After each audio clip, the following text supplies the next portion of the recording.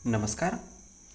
आज हम लोग बात करने वाले हैं शिरा धमनी स्रोतस से संबंधित जो मल्टीपल चॉइस क्वेश्चन होंगे उसके विषय में बात करेंगे। तो आइए बात करते हैं शिरा धमनी स्रोतक, जो कि बीएमएस फर्स्ट ईयर के पॉइंट ऑफ व्यू से वेरी वेरी इंपॉर्टेंट है।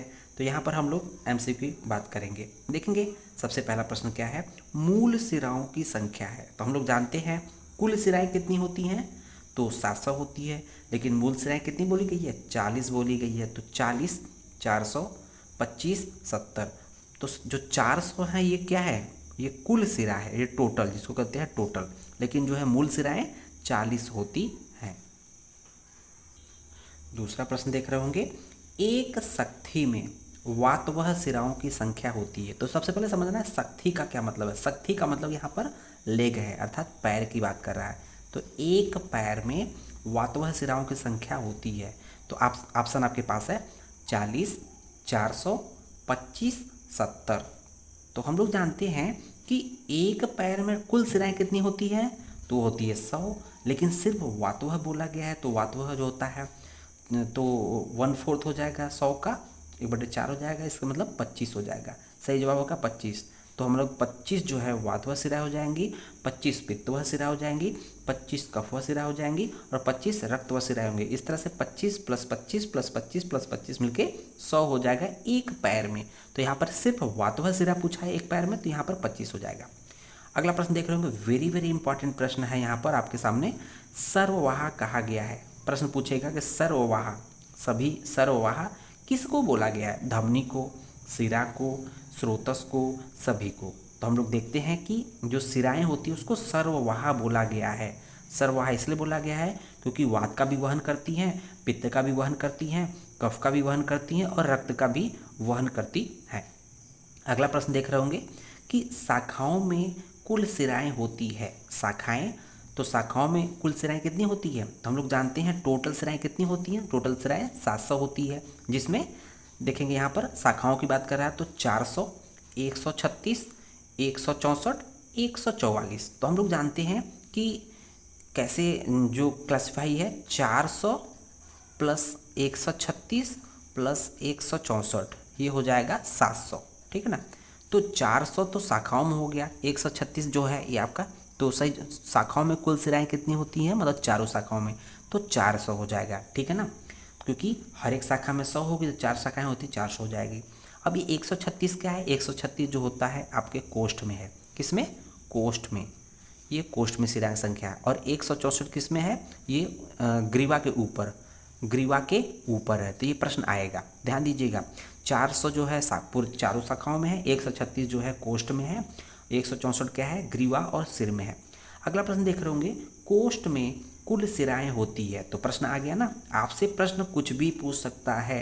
तो एक एक प्रश्न को अच्छे से हम लोग को याद करना है टेक्निकली, ठीक है ना। तो कोष्ठ में कितनी सिराएं होती है, हम लोग देखा शाखाओं में कितनी होती है, 400। कोष्ठ में कितनी संख्या सिराएं होती है, 136।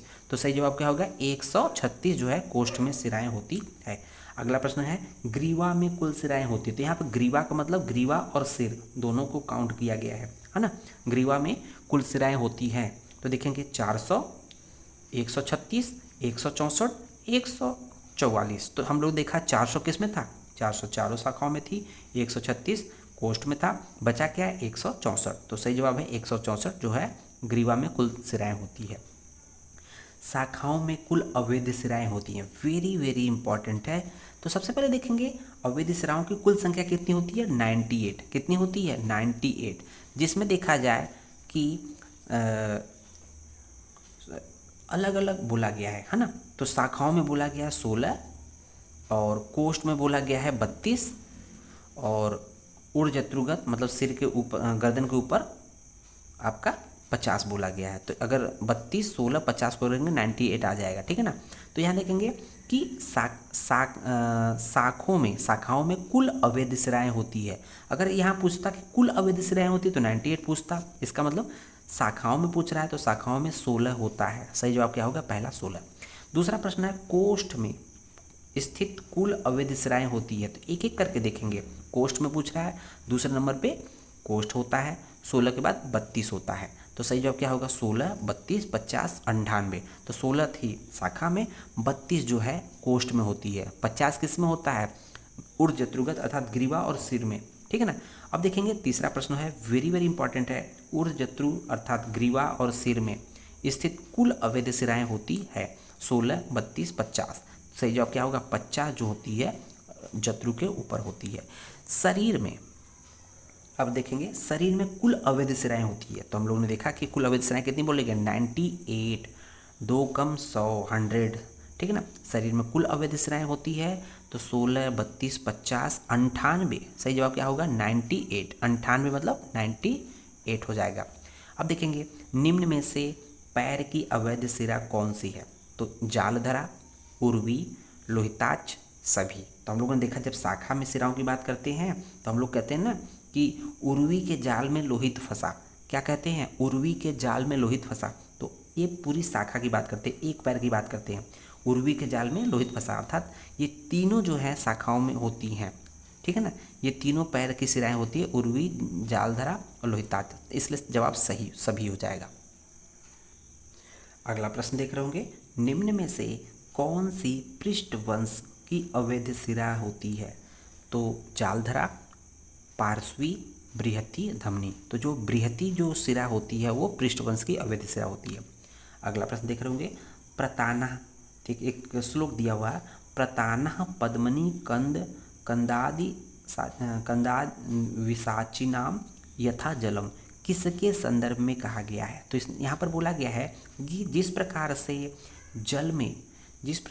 जल में कमल नाल के जो प्रतान फैले होते हैं उसी तरह से शरीर में किसके प्रतान या जाल फैले होते हैं, तो यहाँ पर सही जवाब क्या होगा शिराओं के। सही जवाब क्या होगा शिरा के, ये जो रेफरेंस आया शिरा के लिए आया है। शिरा वेद से पूर्व आहार निर्दिष्ट है, तो यहाँ पर शिरा वेदन की बात की गई है। शिरा वेद से पूर्व किस तरह के आहार लेते हैं, तो यहाँ पर देखेंगे स्निग्धाहार, क्लिन्नाहार, सुपाच्याहार, दोष प्रत्यनिक आहार। सही जवाब क्या हो जाएगा दोष प्रत्यनिक आहार, तो ये सही जवाब आपका होगा। शिरा वेद से पूर्व निर्दिष्ट है, शिरा वेधन से पूर्व, जो कहते हैं ना वेन पंक्चर करते हैं, कुछ बीमारियों में वेन पंक्चर करते हैं, उससे पहले किस तरह का पान देते हैं, पेया पिलाते हैं कि बिलेपी पिलाएंगे कि मंड की या वागु। तो वेरी वेरी इंपॉर्टेंट प्रश्न है ये कि शिरा वेधन से पूर्व, वेन पंक्चर से पूर्व यवागु का पान कराते हैं।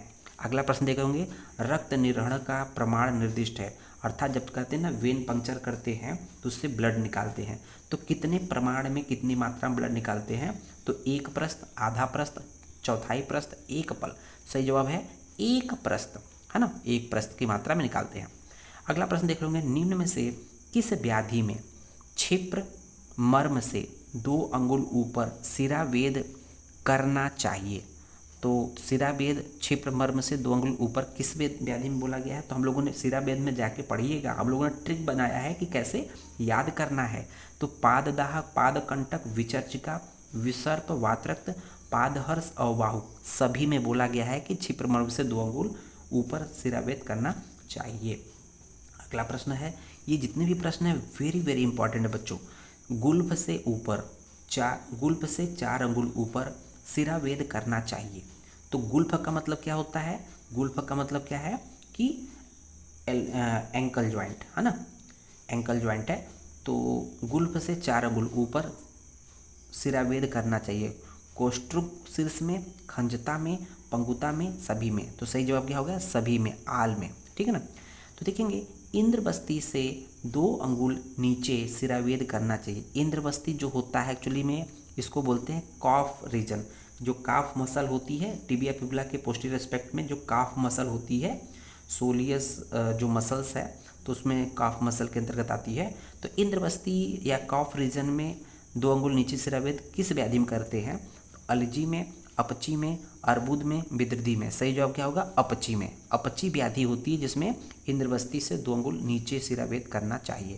तो ये वेरी वेरी इंपॉर्टेंट है एग्जाम के पॉइंट ऑफ व्यू से। जानुसंधि के 4 अंगुल ऊपर या नीचे शिरावेद करना चाहिए। तो यहाँ जानुसंधि क्या है, नी ज्वाइंट को हम लोग जानुसंधि बोलते हैं, नी ज्वाइंट को। तो किस व्याधि में 4 अंगुल ऊपर या नीचे करना चाहिए नी ज्वाइंट के जो शिरावेद है, विश्वाची में, गृध्रसी में, दोनों में, वातरक्त में। तो विश्वासी और गृध्रसी दोनों में जो है जानुसंधि के 4 अंगुल ऊपर या नीचे सिरावेद करना चाहिए। अगला प्रश्न देख रहे होंगे, उरुमूल की सिरा का वेदन किस व्याधि में किया जाता है? उरु का मतलब क्या होता है? उरु का मतलब होता है जंघा, है ना, जिसको हम लोग जंघा बोलते हैं, मतलब थाई। जंघा मत बोलिए, उरु का मतलब थाई बोलिए, ठीक है ना। जंघा एक्चुअली में आयुर्वेद में लेग को बोला गया है ना। तो उरुमूल मतलब थाई रीजन की सिरा का वेदन किस व्याधि में करना चाहिए? तो गलगंड में, गंडमाला में, अर्बुद में, अपची में। तो गलगंड में। तो वेरी वेरी इंपॉर्टेंट है कि उरुमूल की सिरा का वेदन किस व्याधि में करना चाहिए? गलगंड में करना चाहिए। अगला प्रश्न देख रहे होंगे, हनुसंधि के मध्य की सिरा का वेदन किस व्याधि में करना चाहिए? तो सही जवाब होगा उन्माद में, अपस्मार में, दोनों में, मुकत्व में। तो यहाँ पर अपस्मार सही जवाब है। अगला प्रश्न देख रहे होंगे, दुष्ट वेद में के कितने प्रकार सुश्रुत ने निर्दिष्ट किए हैं? दुष्ट वेद मतलब जो वेदन करते हैं, वेन पंक्चर करते हैं, उसमें अगर सही ढंग से पंक्चर न हो तो कितने प्रकार दुष्ट वेद के बोले गए सुश्रुत में? तो यहाँ पर 10, 20, 30, 40। तो 20 दुष्ट वेद बोले गए हैं।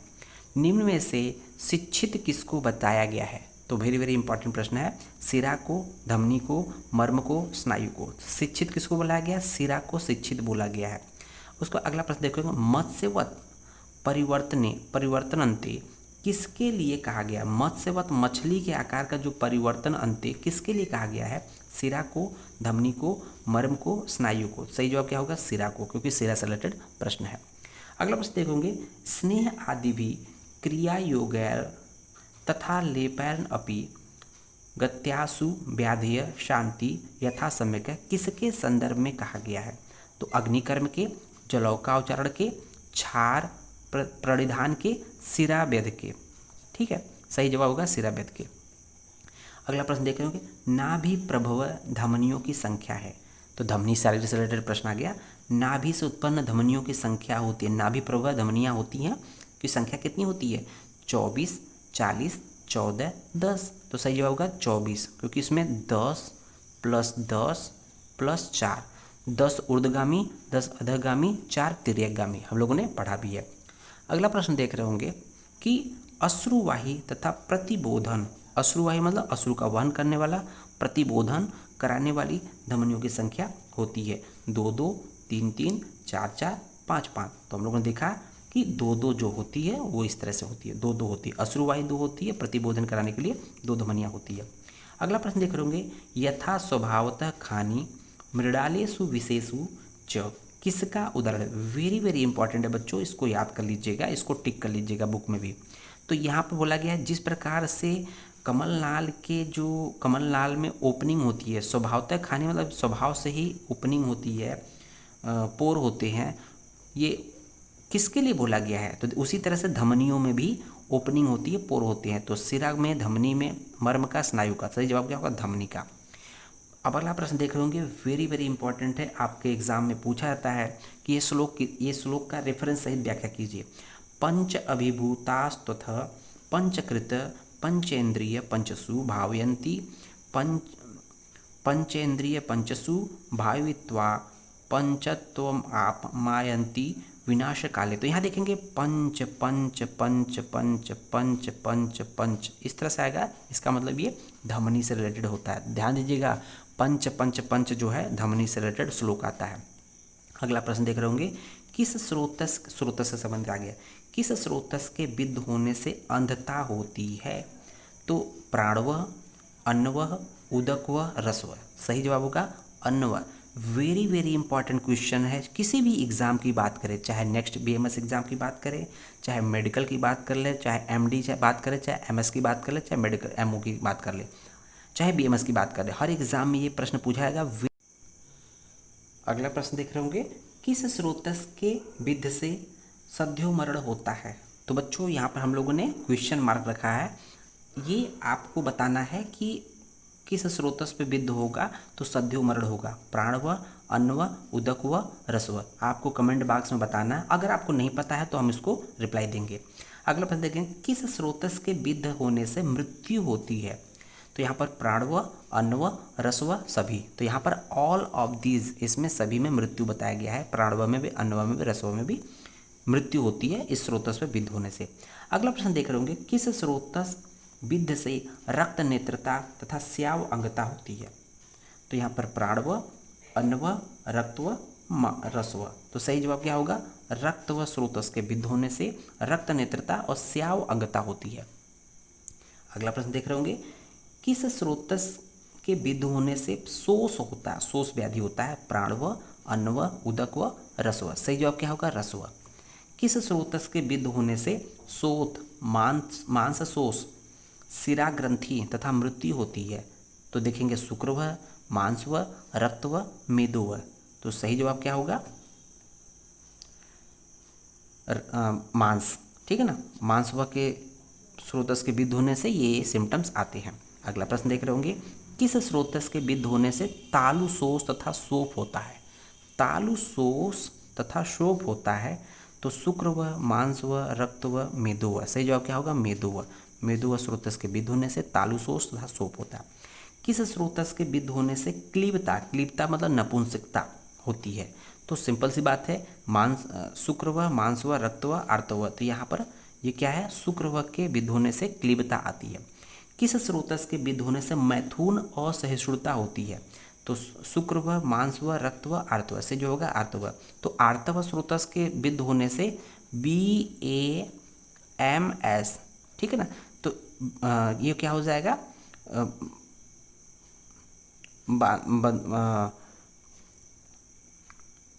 बी फार बंधत्व, ए फार आर्तोनास, एम फार मैथुन असहिष्णुता, ये हो जाएगा।